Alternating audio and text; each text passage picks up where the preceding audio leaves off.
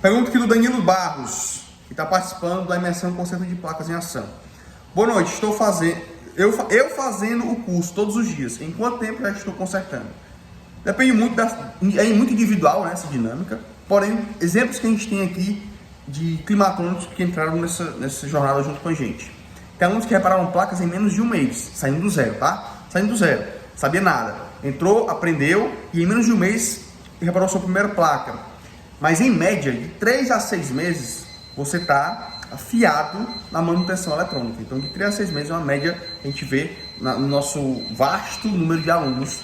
De 3 a 6 meses você está bem afiado com a manutenção eletrônica, ao ponto de pegar qualquer placa para analisar.